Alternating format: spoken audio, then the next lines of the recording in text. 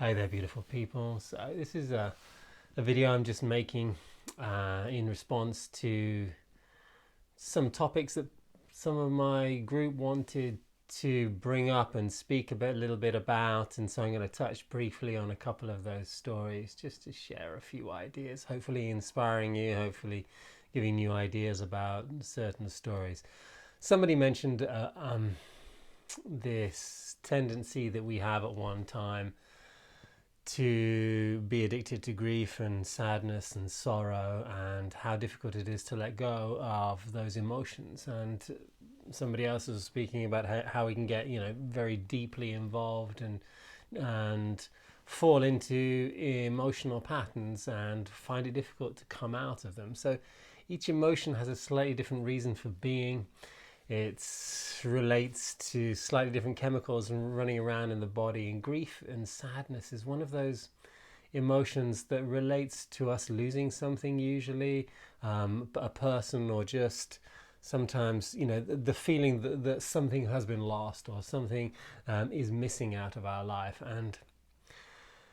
And the grief is a consequence of us caring and us loving. So sometimes if we love somebody a lot and we lose them in some way or form, then there is a sadness and a grief that comes upon us. And that grief can be like a shadow that blinds us a little bit and stops us from seeing anything positive. So there's this tendency to wallow in it, and there's tendency to get stuck in grief quite easily, when grief really is just saying, hey, look at how much you care, look at how much you've loved somebody, something, look at that love. And the love doesn't belong to that person. Obviously a person or a situation, a relationship, or whatever it is very unique, and it brings out a unique set of circumstances which feel like a unique set of emotions that are consequently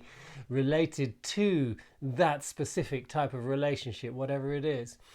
And yet the relationships are not that specific. The details are, but the emotions themselves are unanimously felt by everybody. There's something which is which comes and goes, and doesn't really belong to one person. And we need to remind ourselves that life always wants us to experience more love and more caring and more connection with each other. And so sometimes when one excuse for that emotion disappears, it's because there's a possibility of a new way of expressing that. Obviously, we're never going to have the same relationships twice, but new ways of expressing care, new ways of expressing love is a beautiful thing.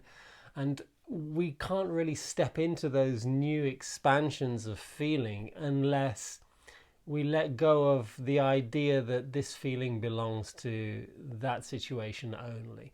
And I can only feel this way in that situation. Maybe specifically, yeah, but in general, you can feel this way in many different stories. And keeping our minds open, keeping our hearts open is key to moving on from grief. And it's key to realizing that, hey, life wants us to expand in our emotional experiences, and this is so true on so many levels.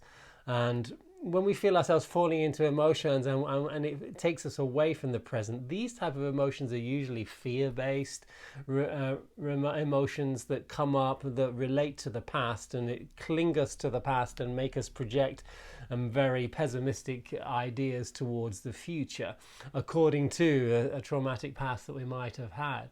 And yet fears are there just to prod us and to poke us and to say, hey, this fear represents a belief that keeps you separate from your heart. This keeps you separate from other people. This divides you. This makes you believe in your lack. This fear here holds you back. This keeps you stagnant. And so the fears themselves have a purpose. All emotions have a purpose.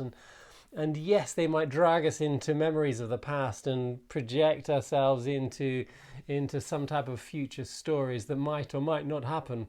But obviously we want to be in the present moment. And in order to do that really well, we have to practice. We have to practice sitting and being in the present moment, watching our emotions come and bringing ourselves into the present moment, letting those feelings go, letting those thoughts about the future, letting what the ideas about what you're going to do and what you did yesterday, and just drop all that and practice bringing yourself into the present. But the fears themselves are not something to be afraid of, even though that's, such a common experience.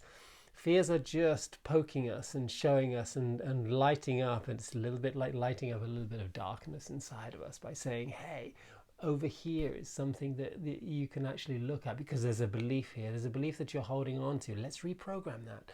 Let's reprogram that belief that this is a truth, that I am lacking. Let's reprogram and tell ourselves that I have all that I need. And even if we don't believe it to begin with, let's find a different set of beliefs that counterpropose a different reality to the ones that we are actually holding on to in some sort of negative way, even though we recognize that they might not be the best ideas to believe in. We'll still hold on to them. We'll still believe in them. And so a lot of change and a lot of moving on, whether it's grief or sadness or fears, is going to be about changing the perception that we have, but primarily about the emotions, and then understanding that there are beliefs behind that may need to be changed a little bit. The way our brains are wired is according to old belief systems that we've been taught are right, or we've been taught are true, but may fundamentally not be true to us, to our hearts. And if we want to really connect to our purpose and connect to our what we call our true selves, then we have to let go a lot of the time. We have to die a little bit to the past selves that we might believe ourselves to be. This is not always easy, and it's going to require a little bit of persistence and conviction. You're not always going to want to sit and meditate. You're not even going to tell yourself 100 excuses why you don't have time, or why you're not good at it, or why it doesn't do anything for you, or and there's always going to be the excuses. If we believe in the excuse voice, then that voice will get louder, and we'll find it even more difficult to change patterns, because changing patterns means bumping into a little bit of conflict, because when things are wired and fixed in a certain way, in order to break that fixed connection, we're going to need to a little bit of destruction. We're going to need to force our way, just not necessarily like, a brute force of a bull in a china shop, but definitely a little bit of will and a little bit of determination. And when we catch ourselves thinking in just negative ways and talking a lot about what I don't have and what I'm missing, and what I, whether I don't have the love that I want, or the money that I want, or the house that I want, when we find ourselves focusing a lot on that type of speech, then this is what we're likely to create more of. So we need to readjust the way we think about things, which is consequently going to readjust the way we talk about things and the way we share our story. So if we don't have the love that we want, or if we don't have the money that we want, or we don't have the house that we want, we can say, hey, I'm in the process of attracting the right place, the right person, the right work into my life, and I'm really focused and really determined that I am pulling that and drawing that and bringing that into my life, even though I haven't got it now, even though it's something that is not in my present set of experiences in the present moment.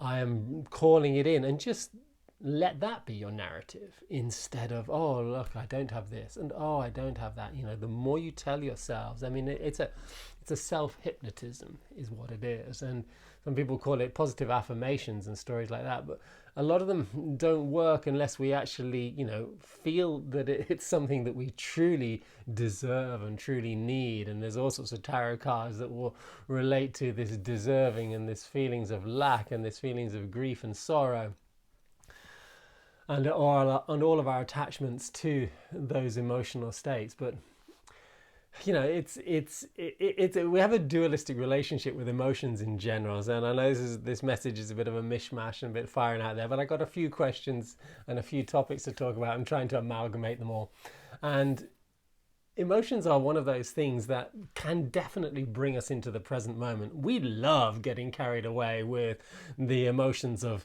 loving, passionate endorphins that will flow through our body and bring us right into the present moment. If we're making love with somebody, or if we're having an experience that's so uplifting and exciting and brings us into the present moment, we love those emotions.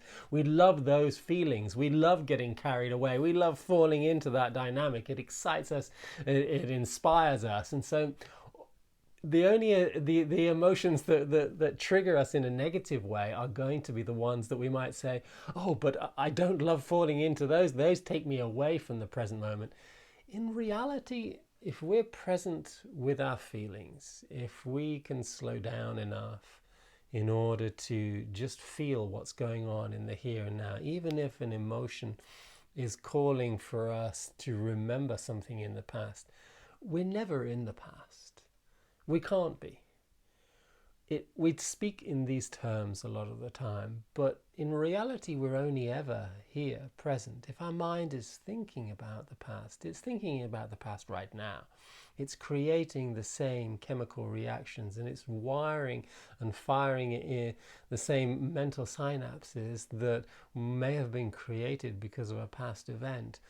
But it's right here, right now, recognizing where we are, being honest with the way we think and what we consequently feel inside of ourselves right now is being present. And if that includes fear and grief and sadness and sorrow and pain, then be present with that pain. We can't practice presence and just say all of this doesn't belong to the present moment otherwise, because the present moment is just pure and light, and it's always going to be. No, the present moment can also involve all sorts of negative emotions and all sorts of things that trigger past memories and project our ideas into the future. But really all of them are very much taking place right here, right now. We don't have to fight those emotions. We just need to see, oh, thank you for showing me that I cared when it's grief and sadness. Thank you for showing me all the beliefs that I have that disconnect me and make me believe in lack when it's the fears that come up.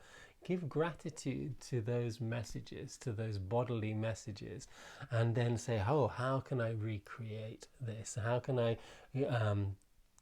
create a different thought or a different belief around this whole topic, around this subject? What does that sound like? What does that look like? What message would I tell myself? Write it down, journal it, repeat it, practice speaking it to your friends, and see where that takes you. I hope this has been an interesting, or at least a little brief inspirational message. Have a fantastic day, guys.